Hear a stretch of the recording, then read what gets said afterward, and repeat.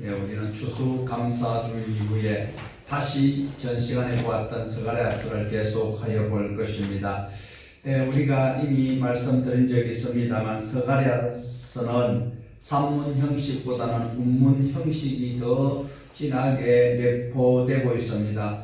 스가랴서는 14장으로 되어 있는데 전반부는 8가지 환상을 통하여서 또 앞으로 일어날 일들에 대해서 언급을 하고 있고, 그리고 후반부 9장에서 14장까지는 겸손한 왕이자 참 목자 대신 메시아가 오실 것을 기록을 하고 있는데, 그 중에서도 9장에서 11장에는 특별히 메시아가 오실 복을 누린 하나님의 백성들이 메시아를 배척하는 이런 일들이 있다는 것을 우리에게 경고하며 또 하나님 앞에 복 받을 수 있는 단열에 설 수 있는 우리 모두가 되기를 주님의 이름으로 축복합니다. 11장에서는 다시 하나님께서 엄중하게 경고하고 있습니다. 하나님의 말씀을, 그리고 메시아를 거부하는 자에게는 심판이 도래할 것이다 라는 것을 강력하게 어필을 하고 있습니다. 오늘 본문은 하나님께서 인정하시는 참 목자를 배척하는 자들을 하나님은 용납하지 아니한다라는 말씀을 우리에게 다시 보여주고 있습니다. 그래서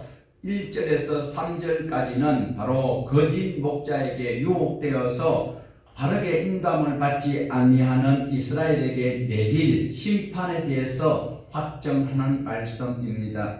우리 1절, 우리 본문 1절을 다시 한번 같이 보시겠습니다. 레바논아, 내 문을 열고 불이 내 백향목을 사르게 하라. 사랑하는 여러분, 레바논 소리를 많이 들어보셨을 것입니다. 백향목 소리도 수없이 들어봤습니다. 교회 오는 사람만. 대부분 백향목이 관심이 없어요. 그런데 성경에 백향목이 자주 등장합니다. 그리고 백향목의 원산지가 레바논이라는 사실입니다. 레바논은 이스라엘 북쪽 마땅한 지역인데 백향목이 굉장히 많습니다. 모세가 가나안 땅에 못 들어가는 이유가 있거든요. 가나안 땅에 못 들어가는 것은 백성들이 하도 애를 먹여서 한 번은 머리가 물가에서 반석을 쳐서 샘물을 나게 하였습니다. 샘물을 나게 하니까 백성들이 좋아하였어요. 그런데 또 얼마 안 가다 보니까 민수기에 보면은 세상에 하나님의 말씀을 따라서 순종하고 잘 오던 이들이 다시 원망하고 먹을 것이 없고 마실 물이 없다고 불평하고 있습니다. 이때에 하나님께서 모세에게 명령을 합니다. 모세야, 너 지난번에 경험했던 것처럼 바위 앞에 서서 명령하여서 물을 내어 백성들과 짐승들에게 먹게 하라. 이렇게 하나님께서 모세에게 귀띔을 해 주셨어요. 그런데 모세는 지금 백성들이 워낙 힘들게 하고 또 어렵게 하니까 이제는 화가 단단히 났습니다. 이제 반석 앞에 서서 물이 날 수 있는 그 확고한 응답을 하나님으로부터 받았습니다. 그러나 백성들이 워낙 성질을 돋구니까 반석을 2번 내리쳐버렸습니다. 그때에 하나님께서 말씀을 순종하지 아니하고 마음대로 하였던 모세에게 하나님께서 경고를 하십니다.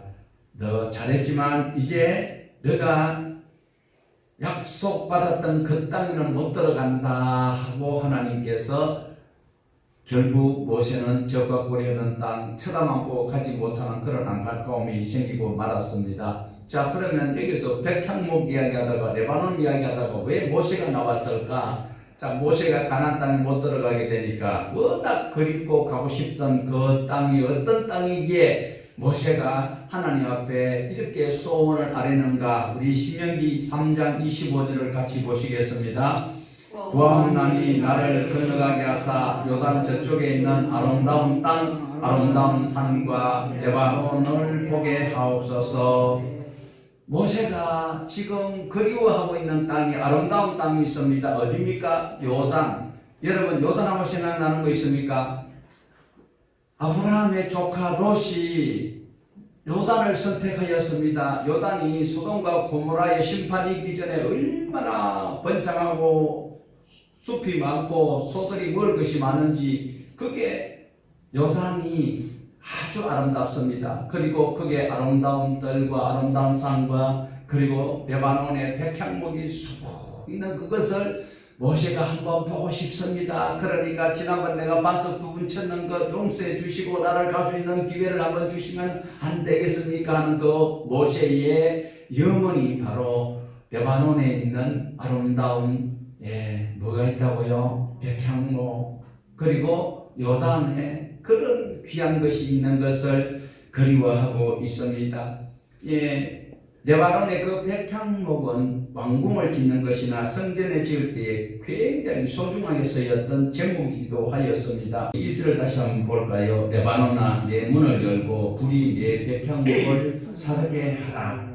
자, 많은 분들이 지금 여기서 불을 성령의 한 은사로 볼 수 있지만 불은 분명히 심판을 의미하고 있습니다. 백향목은 바로 이스라엘의 지도층을 상징하고 있기 때문에 이 11장도 바로 운문 형식으로 기록이 되어 있음을 보셔야 합니다. 그리고 하나님의 심판이 북쪽에서 임할 것을 말씀하고 있습니다.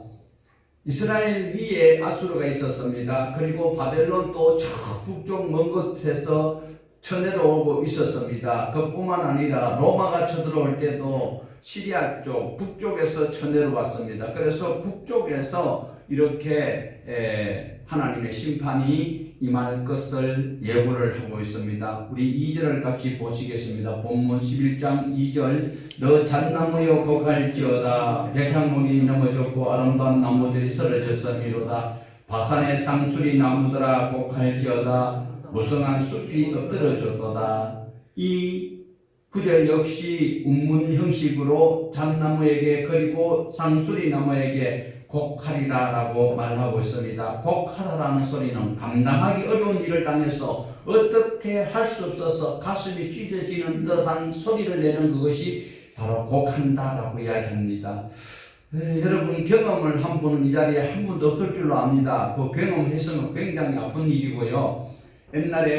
옛날이라고 할 수 있죠. 벌써 한 30년 다 지나갔죠. 삼천교육대라는 곳이 있습니다. 거기에 갔다 온 사람들은 정말 거기 가면 무슨 소리가 난다고 합니까? 곡소리 난다고 합니다. 상상도 못했던 어려운 일이 있기 때문에 거기 가면 곡소리 난다. 그러니까 아주 안타깝고 힘들고 무서운 그 한 장면을 운문 형식으로 이렇게 이야기를 합니다. 잣나무가 어떻게 곡을 합니까? 상수리나무가 어떻게 곡을 할 수 있습니까? 그러나 이렇게 운문 형식으로 우리에게 경고하고 있음을 다시 한번 눈을 열고 보셔야 합니다. 1절에서 나온 백향목 더불어 잣나무 그리고 상수리나무 아름다운 나무 우성한 숲 3절에서 보면 목자들 영화로운 것들 어린 사자들 요단의 자랑 전부 지도층을 향하여서 운문 형식으로 우리에게 소개를 하고 있습니다.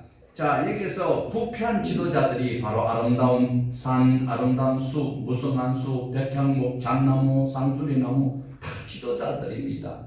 그리고 이게 바산이라는 지역이 나오는데 요단 동쪽 광활하고 비옥한 땅이 바로 바산입니다. 바산의 북쪽에는 헐몬산이 있습니다. 이 헐몬산에서 그 만년설이 녹아가지고 내려오는 그 물들이 가득 찰 때는 바로 여호수아가 요단강을 건너가기도 하였던 그 강물이 늘어났다 줄어졌다 할 수 있는 그 산이 있는 곳이 헬몬산인데 그 지역이 바로 바산이다라는 겁니다. 남쪽에는 길르앗이 있고 서쪽에는 요단강이 흐르고 있습니다. 상수리 나무는 지도층들을 지칭하는 의미를 담고 있습니다. 지도자들 중에서 종교 지도자들이 매우 하나님의 심판을 받는 것을 보여주고 있습니다. 하나님께서는 부패한 정치인들, 조금 전에 우리 대표기도하는 자가 이야기했지만은 정말로 정치인들이 선한 양심을 가지고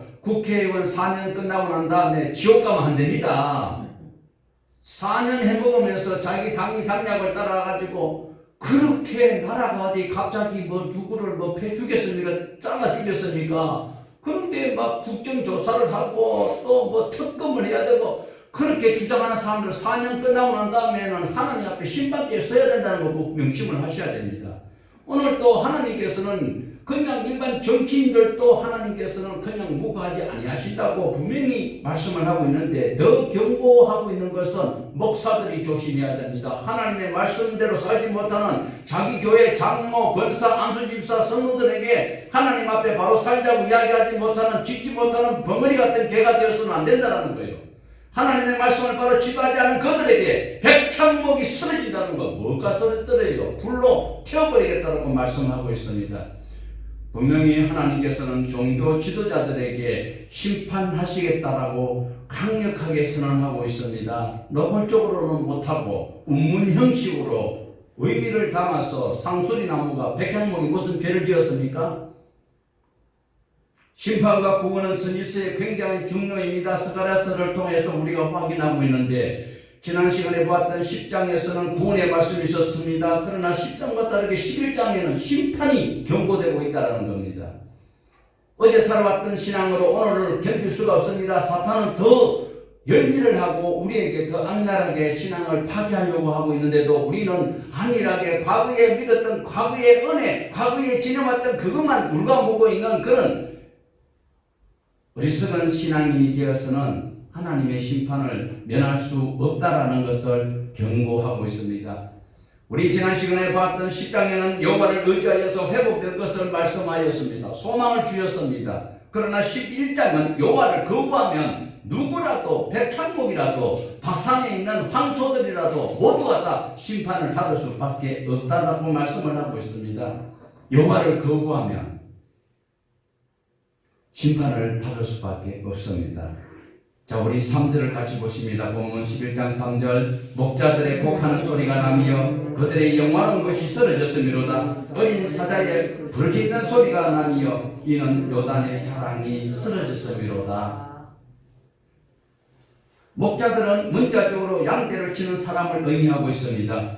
보다 더 구체적으로 유다 백성들의 지도자를 지칭하고 있습니다. 지도자들은 일반 백성들보다 누리는 것이 많습니다. 재산도 좀 더 있을 수 있습니다. 많은 정보를 가지고 자기네들이 부를 창출하고 했다가 감옥에 간 자들이 지금 우리나라 정권에도 있습니다. 누리는 것보다 그 책임을 더 잘 하여야 되는 것이 지도자들의 덕목이지요. 그렇지만 그들은 그러지 못하였습니다. 그 모든 누리는 것들이 영화스러운 것들을 할 수 있는데 이런 것들을 다 쓰러뜨리겠다라고 하나님께서는 말씀하고 있습니다.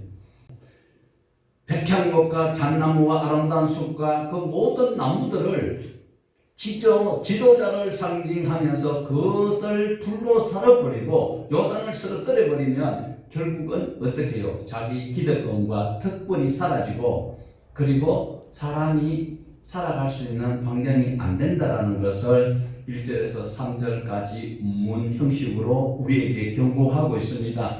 정말 곡소리 나는 일들이 생긴다라는 거예요. 곡소리 나는 것은 안타깝지요. 지금 이스라엘 사람들이 지금 여기 이 스가랴서에 읽고 있고 또 이 말씀을 들어야 될 그 당시 대상자들은 누굽니까? 바벨론에서 자유를 얻어서 고국으로 돌아와서 성전을 짓고 있는 자들이었습니다. 성전을 짓는 것 자체에서 요구하고 있는 것은 성전을 아름답게 짓고 그리고 뭐 화려하게 지었던 솔로몬 성전을 생각하면서 스룹바벨 성전을 보고 통곡을 하고 안타깝다고 하지만 하나님께서 요구하시는 말씀은 성전이 중요한 것이 아니라 하나님과 말씀 안에서 바로 회복되기를 오늘도 원하고 계십니다. 이 스가랴서를 통하여서 하나님께서 요구하시는 것은 성전도 중요하지만 성전에 모여서 제사를 하고 하나님의 말씀을 배우는 것이 중요하기는 하지만 하나님과의 관계, 말씀을 듣고 일상 삶에서 연결되어가는 그것을 엄중하게 요구를 하고 있는 것입니다. 우리 4절과 5절을 같이 보십니다. 여호와 나의 하나님이 이르시되 너는 잡혀 죽을 양떼를 먹이라.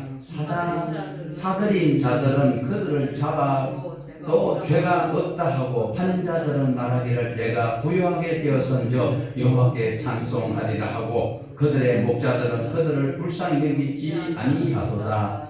여러분, 복된 말씀입니까? 꾸중하는 말씀입니까? 책망하는 말씀입니까?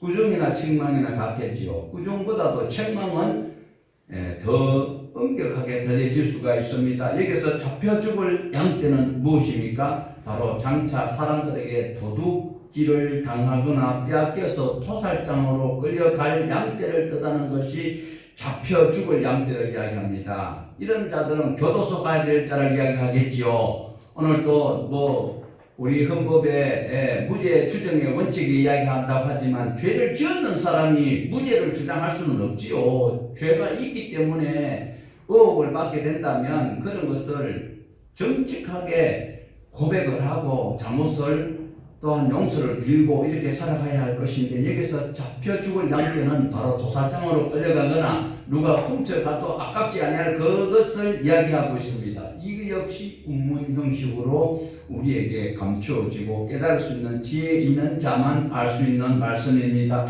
하나님께서는 선지자들에게 상징적인 행동을 함으로 바로 의미를 다시 북돋우는 일들을 하였습니다. 대표적으로 누구에게요? 예레미야에게. 너는 장가를 가지 마, 결혼을 하지 마, 그리고 자식을 두지 마. 왜 그랬을까요? 하나님께서 지금까지 출애굽하여서 그리고 사사시대를 거쳐와서 왕정시대가 되어서 솔로몬 때까지 하나로 하나님께서 은혜를 주셨지만 말씀대로 살지 아니하고 있어서 남북으로 갈라져 있던 북이스라엘을 이미 망해버리고 없는데도 하나님께서 정해놓은 말씀, 시내산 언약대로 살면 평강과 생명을 얻을 수 있는데 말씀대로 살지 않으니까 하나님께서는 벌을 내릴 수밖에 없는데, 아직까지도 거짓 선지자들이 평안하다, 안전하다, 교회만 나오면 복받는다, 예수만 믿으면 잘 된다, 교회 안에서는 예수를 믿는데 바깥에서는 신앙생활을 전혀 하지 않는 그들을 향하여서 하나님께서는 주시는 강력한 메시지가 예레미야에게 너는 결혼을 하지 마, 그리고 자녀를 낳지 마라. 왜 그럴까요? 지금 하나님께서는 바벨론을 통하여서 예루살렘을 함락하고 유다 나라를 완전히 멸해버리고 새롭게 하나님께서는 바벨론에서 훈련시켜가지고 이 땅에 와서 하나님의 계획을 세워가려고 하고 있는데, 거짓 사도들은 아니에요. 거짓 선지자들은 아니에요. 오늘도 예수만 믿으면 된대요. 예수만 믿으면 돼요. 예수님을 믿는 것은 하나님의 말씀대로 따라 사는 것이 예수 믿는 거예요. 교회들이 교회만 와주면 감사해요. 할렐루야. 왜? 숫자가 늘어나면 목회성만 목회자가 되고 헌금만 많이 하면 최고의 교회가 되는 것이 오늘 왜곡되어 있는 하나님의 나라를 증거하는 안타까운 변형된 종교의 그림자가 교회가 되고 있다는 겁니다. 사랑하는 여러분, 하나님께서는 예레미야를 통하여서 깨달을 수 있는 자들이 많은가 보셨을 때 아주 작았어요. 예레미야 5장 1절에 예루살렘 거리에 하나님의 백성이 한 명도 없다라는 거예요. 얼마나 안타까운 거예요. 오늘날 기독교에 한때는 1000명만 된다고 했는데 예수 믿는 자들이 과연 얼마나 돼요? 오늘도 이 자리에 계시는 여러분 중에 예수 믿는 사람 몇 명 있어요? 교회만 나오는 자, 하나님 나라에는 상관이 없습니다. 오늘도 예수를 바로 믿고 하나님의 말씀대로 살려고 노력하는 그 자들을 주님께서는 긍휼히 여기신다라는 것을 말씀하고 있습니다. 유다가 완전히 파멸될 것을 하나님께서는 예레미야에게 상징적으로 흰놈의 골짜기에 가가지고 도자기를 박살박살 대내라. 야, 이 사람아, 멀쩡한 도자기를 왜 깨는가? 이것은 바로 앞으로 이 예루살렘이 있는 성전이 있는 유다 나라가 이렇게 망할 것이다라는 것을 예표로 보여주기 위해서 흰놈의 아들 골짜기에 거기 가서 도자기를 박살내버리라고 말씀을 예레미야에게 하였습니다. 하나님께서는 사랑의 손길을 내미나 그들이 거절하고 있습니다. 그것까지 거부하는 자들에게는 하나님께서는 오늘 스가랴 11장에서는 용납하지 않겠다라고 말씀을 하고 있습니다. 오늘도 사랑하는 여러분, 우리가 예레미야를 통하여서 우리가 보았던 것도 있습니다만 예레미야에게 다시 확신을 주는 그것도 있습니다. 다시 돌아왔을 때에 하나님께서 안녕을 보장하는 그것이 바로 무엇이었습니까? 유다 백성들이 다시 돌아오겠다는 그 약속을 예레미야에게 확신시켜주는 것이 아나도스에 있는 땅을 사가지고 그 정서를 내 이름으로 보관할 수 있도록 하라고 말합니다. 그러니까 조금 전에는 어때요? 장가도 가지 말고 자녀를 낳지도 말고. 왜? 앞으로 당할 심각한 환란이 있을 때 그때 어려워서 그것이 바로 고린도전서 7장에도 보면 결혼하지 않는 것이 낫다. 이 소리는 지금 바울이 복음을 전하고 있지만 AD 70년 되면 그 무지무지한 핍박이 일어나잖아요. 예수 믿는 사람들이 다 죽어요. 하여튼 예수 믿는다고 고백하면은 무척 고문을 당하는 이런 일들이 있기 때문에 임박한 환난을 바울이 바라보고 결혼했으면 어쩔 수 없고 지금은 결혼 안 하는 것이 낫다. 그래서 앞으로 뭐 우리나라에서 지금 뭐 반려견에게 5만 원씩 주고 뭐 어쩌고 저쩌고 설득설하고 앉았는데 결혼한 자들에게 먹을 것을 주고 집을 주고 이래 해야 되는 거죠. 그러나 임박한 환난이기 때문에 하나님께서는 바울에게 그런 마음을 감동을 주셔서 꼭 결혼을 했으면 전쟁 가면 피난 가려면 시부들 많이 딸리면은 참 힘들잖아요. 그러나 호를 다시는 도망가기가 좋잖아요. 그런 의미가 내포되어 있습니다. 그렇듯이 여기에서도 바로 환난이 임박하기 때문에 결혼을 하지 말고 자녀를 안 낳는 것이 지금 하나님의 심판의 경고에 상응한다라는 것을 보여주고 다시 그 이후에 회복될 것을 말씀하시면서 자기 사촌에게 땅을 사라고 이야기를 하고 있습니다. 그리고 그 앞으로 등기를 해놓으라고 이야기합니다. 그뿐만 아닙니다. 북이스라엘이 남유다보다 먼저 망하는데 어떻게 해요? 호시아 마지막 선지자가 호시아하고 마지막 왕도 호시아입니다.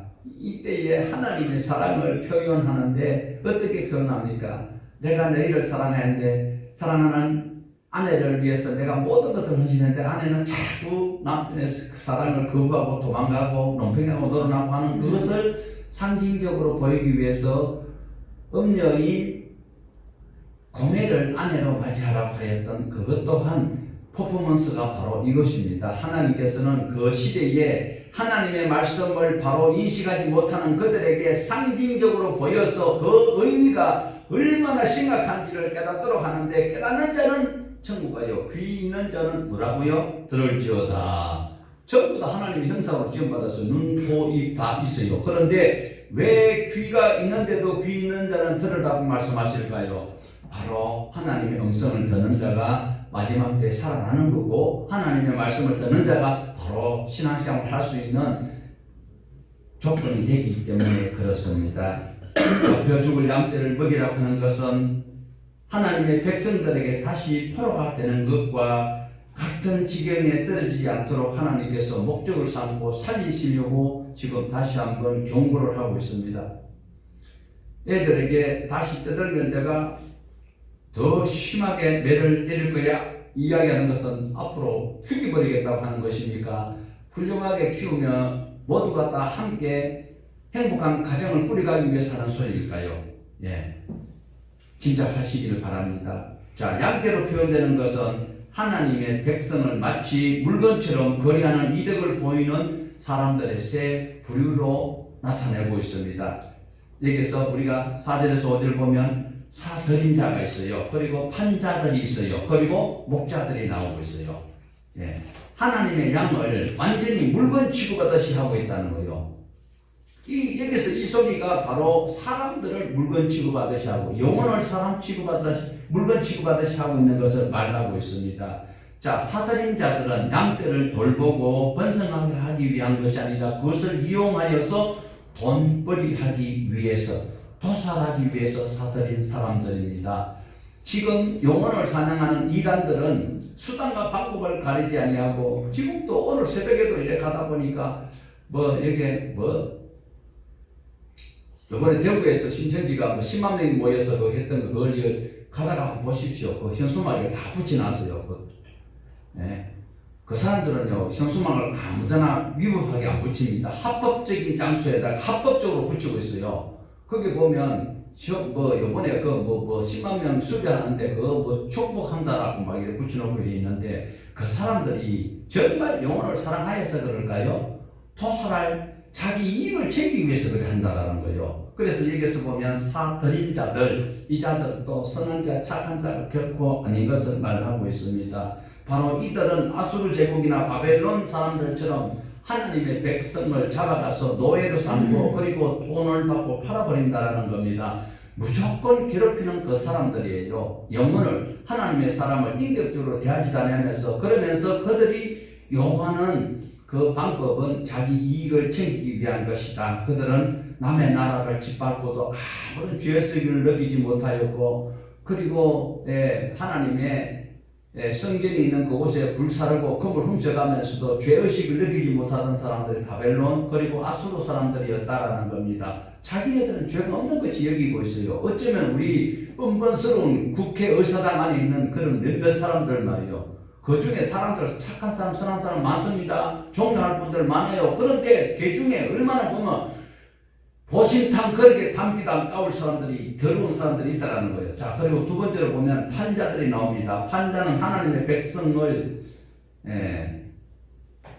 하나님의 백성이 이웃을 누구 몸같이 사랑하라 했습니까?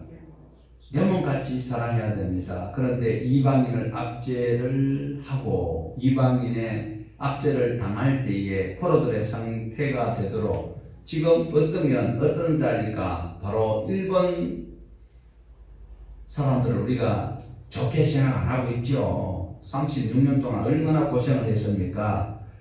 그 앞잡이들을 바로 나라를 판자라고 이야기하고 매국노라고 이야기합니다. 그들이 바로 그런 짓을 하고도 자기 소유만 튼튼해지면 무슨 짓이라도 하는 자들, 당장을 위해서 대통령을 어떻게 하라고 그리고 대통령 영부인을 어떻게 비하하는 이런 발언 자기에게 이익이 되도록 하기 위해서 하고 있지만 실제로는 마이너스인데 하나님께서는 그런 자들을 심판하시겠다라고 말씀하고 있습니다. 여기서 이제 눈을 떼야 될 것은 친밀한 단어가 나옵니다. 목자가 나옵니다. 유다의 지도자를 이야기하고 있습니다. 자, 5절 하반절 보면 그들의 목자들이 그들을 불쌍히 여기지 아니하는도다. 무슨 말씀입니까?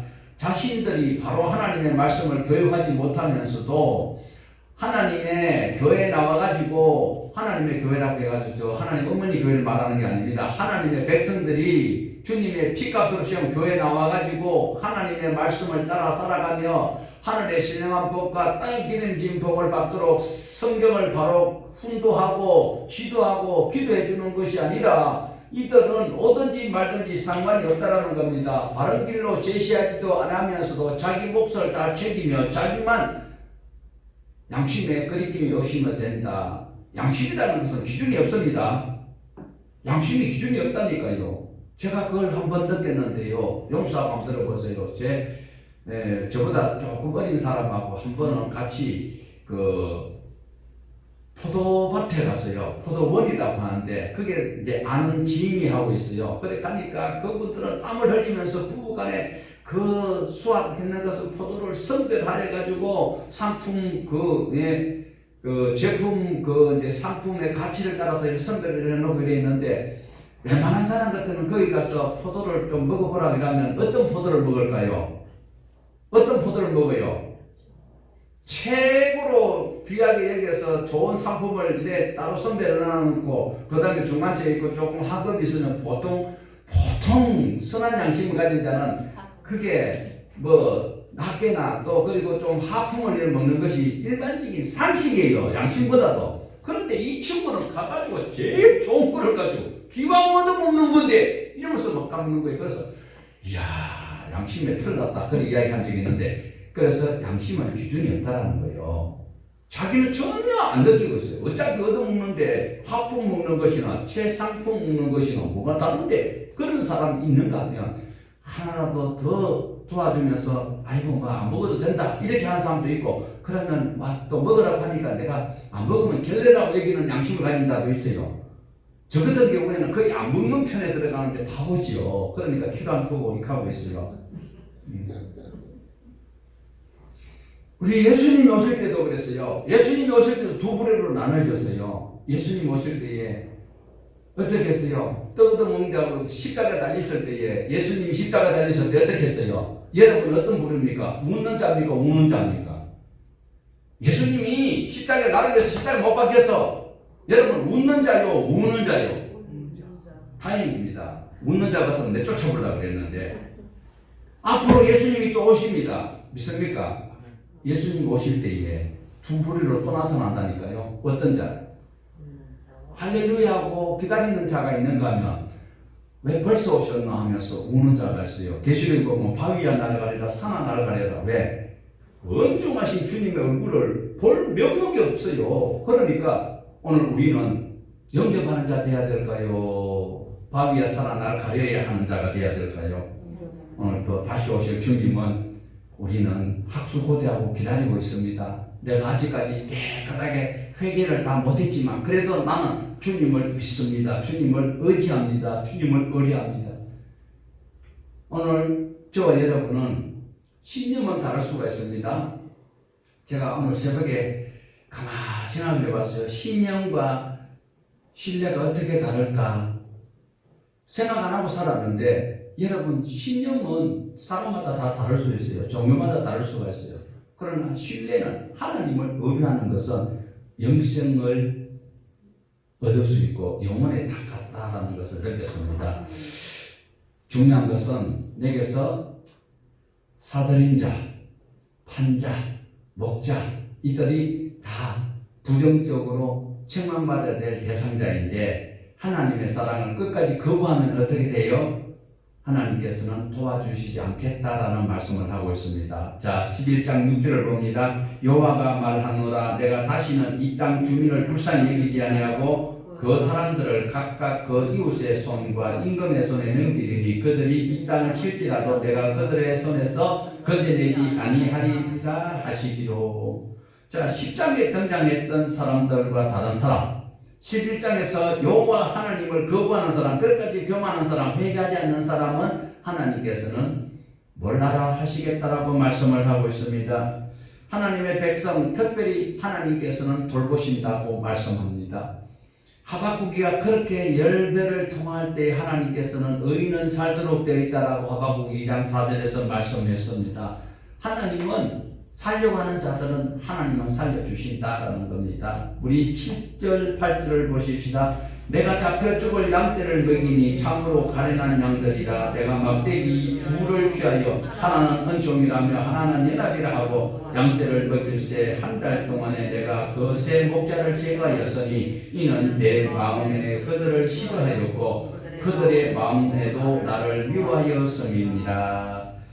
아무도 양떼를 돌보려 하는 마음이 없습니다. 예레미야가 그렇게 말씀을 전하는데도 귀담아 듣는 사람이 없습니다. 그래서 하나님께서는 메시아를 보내서 하나님의 백성을 돌보시겠다라는 의미로 여기서 우리에게 소망의 비전을 주고 있습니다. 여기서 막대기와 바로 은총을, 그리고 연합이라는 단어가 나오고 있습니다. 은총은 부족하고 연약해도 하나님께로 나오면 받아주시는 의미의 사랑의 의미로 말씀을 하고 있고, 연합은 유다 백성뿐만 아니라 200년, 약 137년 전 200년 전에 무너졌던 북이스라엘 사람도 하나님께서는 여러 나라로 흩어져 있는 그들에게 그 기회를 주시겠다라는 것이 바로 연합입니다.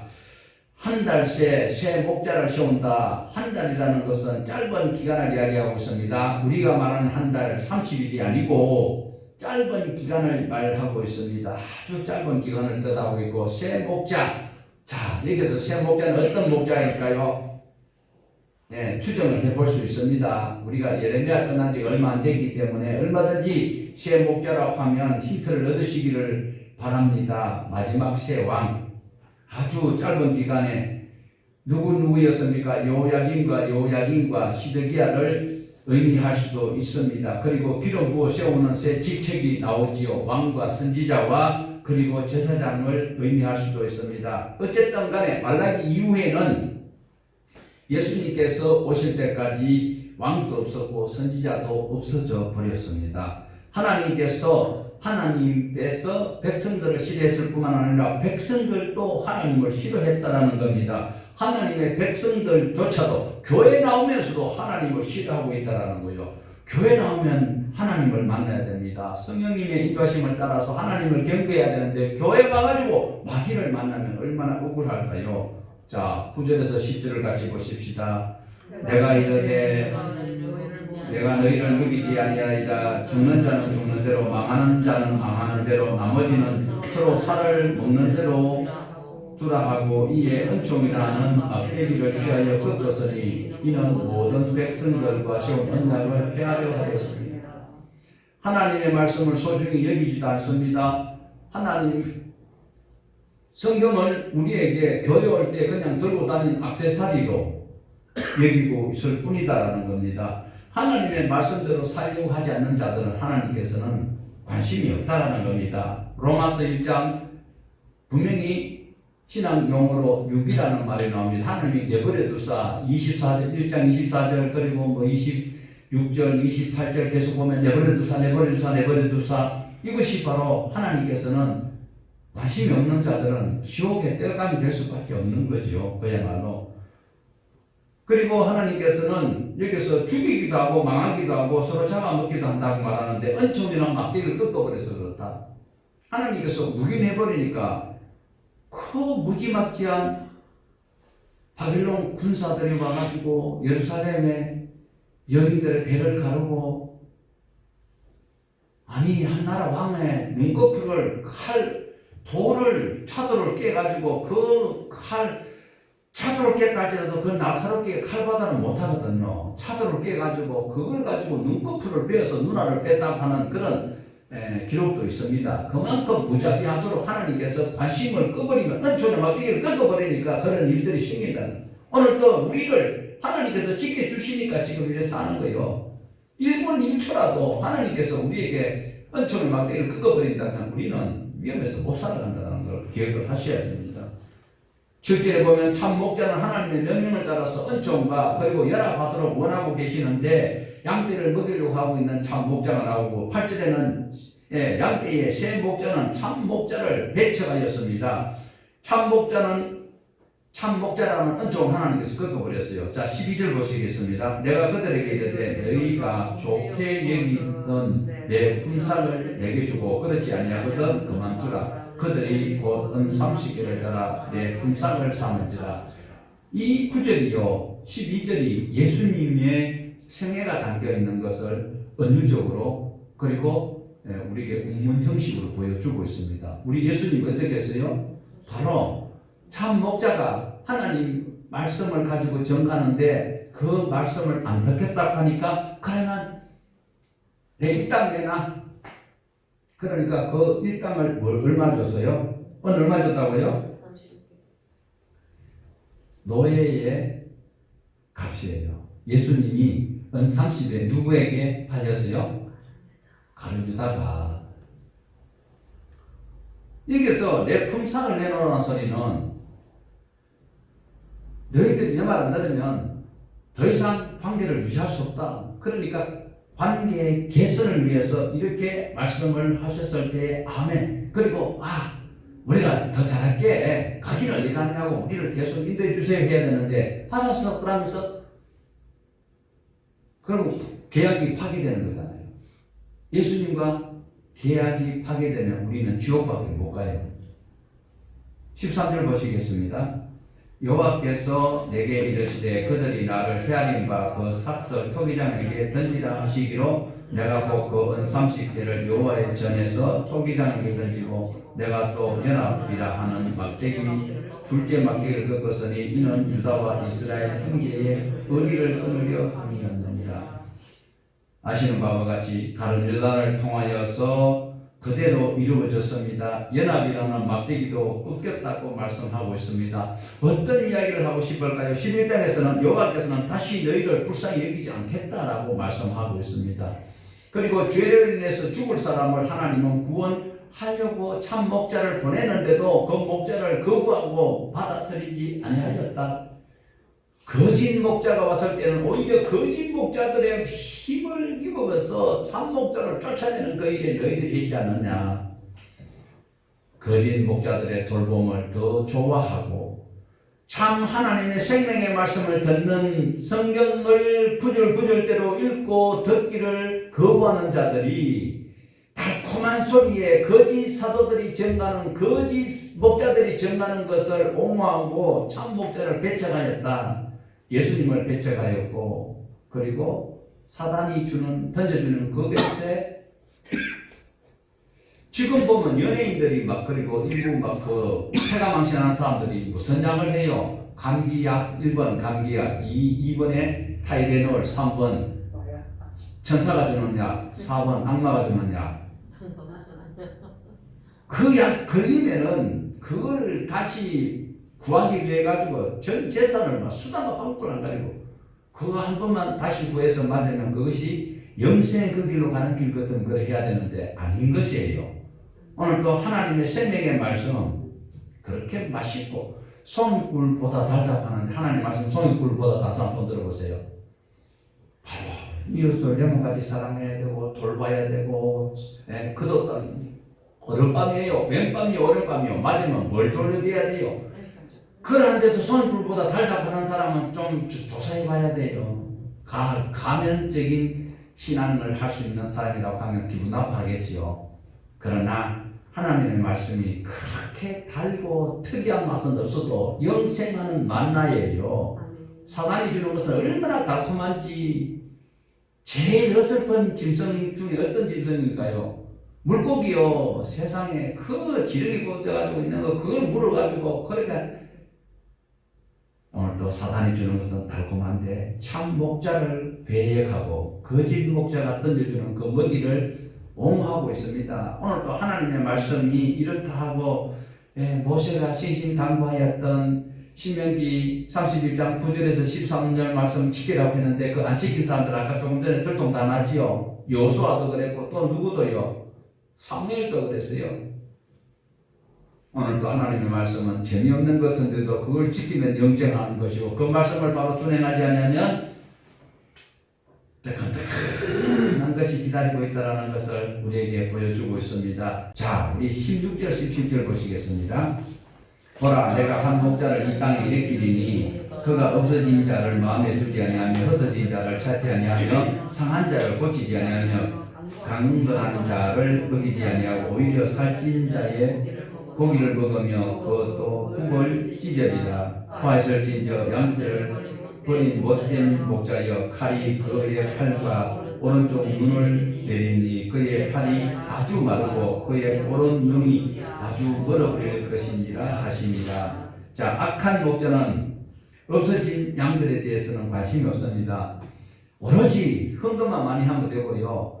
어쨌든지 머리 숫자만 채우면 되는 거예요. 머리 숫자 채우면 뭐가 들어와요? 양이 흩어져도 먹이지도 아니하고 다쳐도 치료해주지도 아니하고 든든한 양은 만나 삐뚤어지도록 놔두고 양털을 깎아 하니까 양 껍질을 벗겨가지고 먹어버리는 이런 인간들. 살이 잘 오른 양은 따로 구별하다가 자기가 잡아먹어요. 이런 목자는 하나님께서 심판하실 것이다. 자, 여기서 팔이 마른다는 단어가 나오지요. 이것은 그가 가지고 있는 능력을 사라지게 하시겠다는 의미입니다. 오른쪽 눈이 멀게 하겠다는 것은 무엇입니까? 판단력과 통찰력을 사라지게 만들어버리겠다라고 말씀하고 있습니다. 유다 백성들이 지금 포로에 있다가 지금 자유로운 몸이 되어서 한참 하나님의 성전을 건축하고 있습니다. 그러나 오늘 본문에서는 무엇을 요구하고 있습니까? 성전 짓는 것보다, 화려한 성전 짓는 것보다 무엇을 더 요구를 하고 있습니까? 좋은 믿음, 바른 믿음, 하나님과 관계, 그리고 하나님의 말씀을 바로 준행하는 것을 요구하고 있습니다. 화려한 성전보다도 오늘 특히 본문은 하나님의 백성과 메시아의 관계를 양과 참 목자로 표현을 하고 있습니다. 양은 목자의 돌봄 속에서 살아갑니다.